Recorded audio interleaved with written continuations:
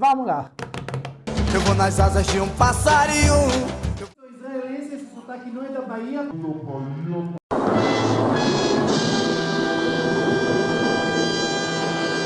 Vamos lá, galera. Moro saindo do governo Bolsonaro, uma bagunça na Bolsa de Valores e a dólar dispara mais ainda. Por que isso acontece? Qual a relação da política com o dólar? Por que ele está subindo e como isso afeta a vida de cada um de nós? Mas isso nós vamos falar logo depois da vinheta.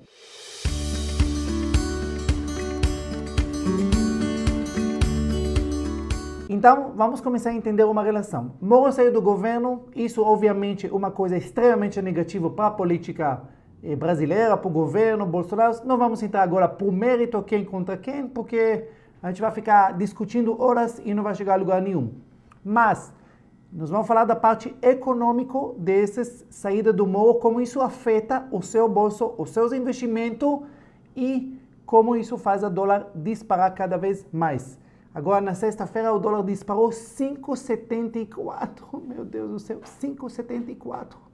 Vocês têm que entender que com $1, você tem 5,74 reais. Isso é oficial, quer dizer, quando você ainda transfere, quando você compra coisas, ele fica mais caro. Só para você dar exemplo como isso é dolorido. Quando eu viajei a primeira vez para Israel, eu lembro disso, eu paguei $1.000 na primeira vez.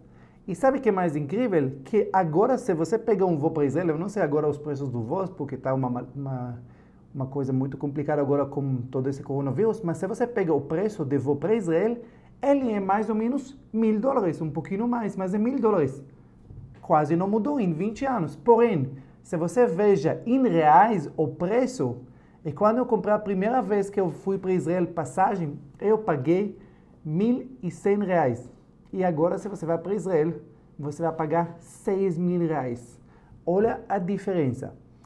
Só que algum de vocês deve pensar, bem, esse é problema de ricos. Deixa-me te contar uma coisa.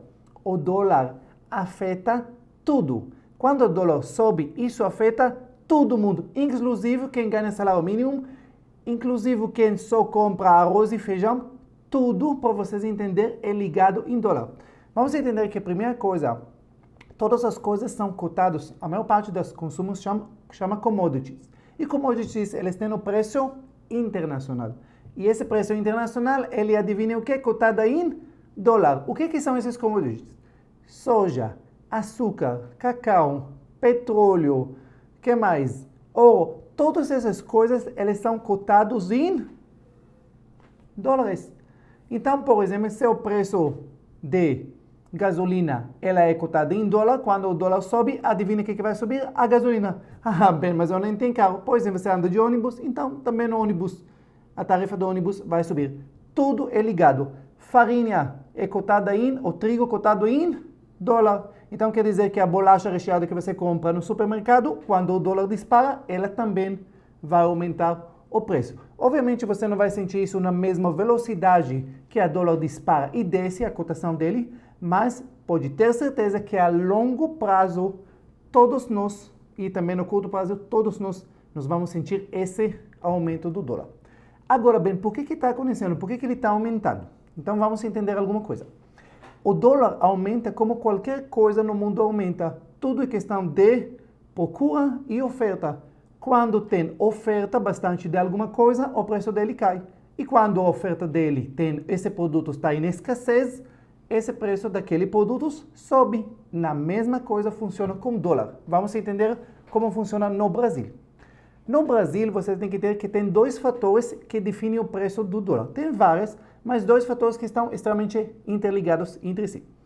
Como eu falei, para o dólar ficar barato no mercado brasileiro, nós precisamos ter bastante oferta de dólar. Beleza, agora dólar vem de onde? Dólar é uma moeda estrangeira, então elas têm que vir dos investidores estrangeiros, principalmente, certo? Então, por que os investidores estrangeiros colocam aqui dinheiro?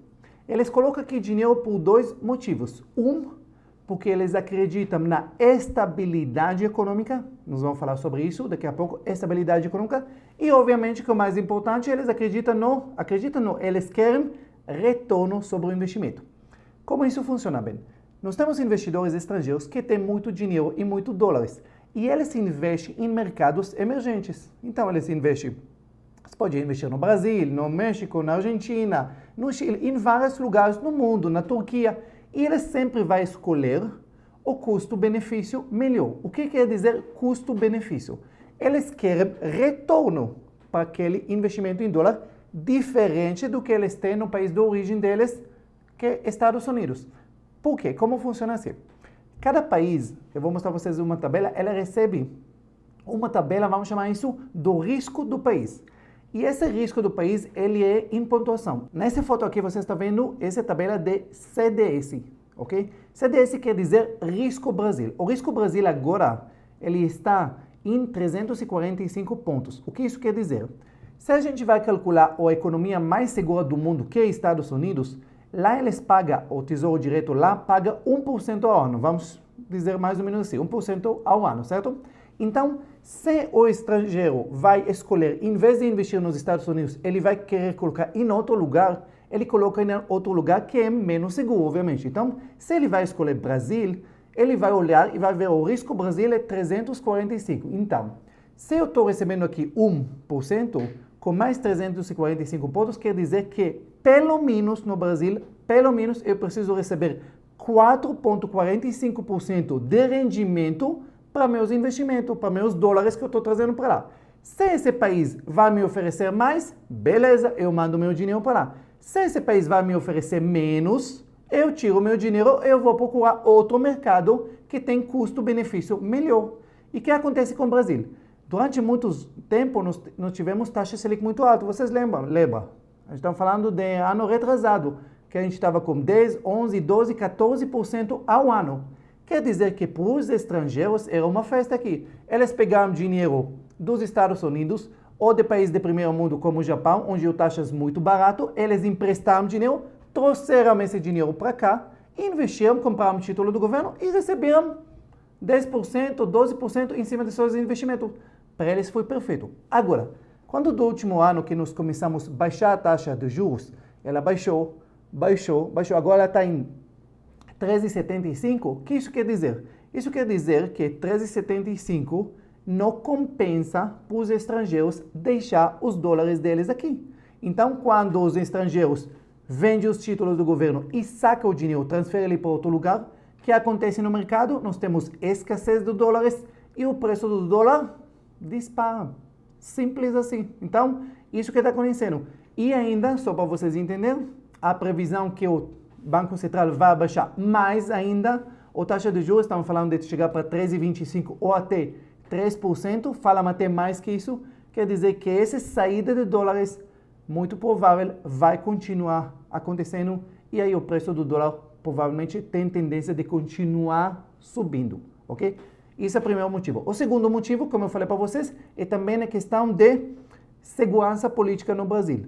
No Brasil, você está percebendo que nós somos um país um pouquinho bagunçado em questão política. Nem preciso falar sobre isso, vocês ficam ouvindo isso o dia todo. Então, o que acontece? Quando nós não temos segurança política, quando a gente não sabe do dia da manhã, é a mesma coisa, o estrangeiro fica com medo de investir aqui e saca o dinheiro dele. Então, acontecimento como na sexta-feira, como a saída de Moro do governo, obviamente que coloca, ela desestabiliza o governo, desestabiliza o Brasil e automaticamente as pessoas, sempre quando eles se sentem inseguros, eles querem ir para lugares onde eles sentem mais segurança. E se você compara real e dólar, sempre as pessoas vão se sentir muito mais seguro investir em dólares. Então todo mundo vende o que eles têm em reais e compra tudo em dólares e a dólar, obviamente, continua disparando essa parte. Então esse é o motivo principal que nós temos no Brasil, que acontece com o dólar.